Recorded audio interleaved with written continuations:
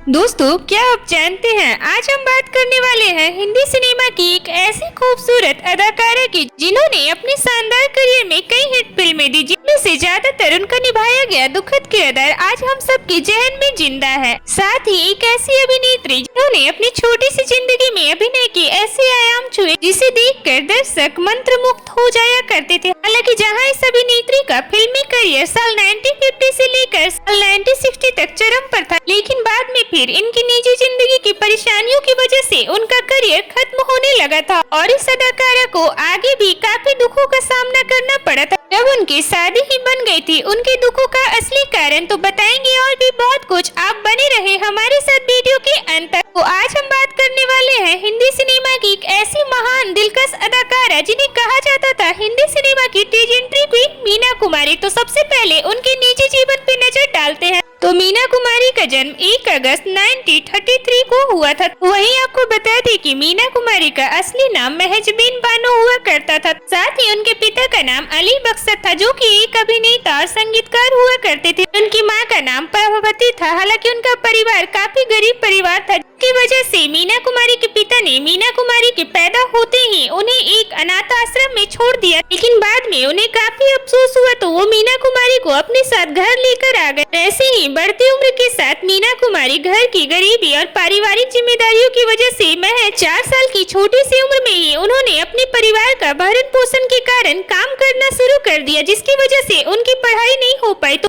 ऐसे ही मीना कुमारी ने अपनी अभिनय की शुरुआत साल 1939 में आई फिल्म लेदर फेस से की, जिसमें उन्होंने एक बतौर चाइल्ड आर्टिस्ट के रूप में काम किया और इस फिल्म के लिए उन्हें 25 रुपए फीस भी मिले थे। फिर इसके बाद मीना कुमारी ने उसी साल अधूरी कहानी साल 1940 में पूजा और साल 1946 में बच्चों का खेल जैसी फिल्मों में नजर आई। ताकि इसके बाद फिर मीना कुमारी को कुछ मुख्य फिल्मों में काम करने का मौका मिला, जो थी साल 1962 में साहिब बीबी गुलाम, साल 1962 में आरती, साल 1963 में दिल एक मंदिर, साल 1965 में फूल और पत्थर और साल 1972 में पकीजा, जिनमें उन्हें काफी पसंद किया गया। फिर ऐसे ही साल 1938 में आई फिल्म जेलर की शूटिंग के दौरान मीना कुमारी की मुलाकात कमाल अमरोही से हुई। फिर उसके बाद फिल्म तमाशा के बाद कमाल अमरोही और मीना कुमारी की मुलाकातें बढ़ी और दोनों ने शादी कर लिया। हालांकि इस शादी के बाद मीना कुमारी के अरमानों पे पानी फिर गया, क्योंकि कमाल अमरोही पहले से ही शादीशुदा थे और 4 बच्चों के पिता, और उस समय मीना कुमारी सुपरस्टार बन चुकी थी, जो कि उस समय कमाल अमरोही को कुछ खास पसंद नहीं आ रहा था और इस वजह से पति पत्नी के बीच अहम टकराने लगे। जिसके दौरान फिर कमाल अमरोही ने साल 1953 में फिल्म पकीजा की कल्पना की और राज कपूर की इस फिल्म के दौरान दोनों पति पत्नी के बीच दरार आ गया, क्योंकि कमाल अमरोही ने इस फिल्म में अपनी सारी दौलत फूंक दी थी कि उसी दौरान मीना कुमारी लीवर सिरोसिस जैसी खतरनाक बीमारी की चपेट में आ गई। हालांकि इस फिल्म की रिलीज होने से पहले ही मीना कुमारी और कमाल अमरोही अलग हो गए थे, क्योंकि कमाल अमरोही भले ही अच्छे इंसान थे, पर उनमें उस वक्त घमंड का भाव आ गया था और उन्हें फिल्मी दुनिया ने काफी हद तक स्वार्थी बना दिया था।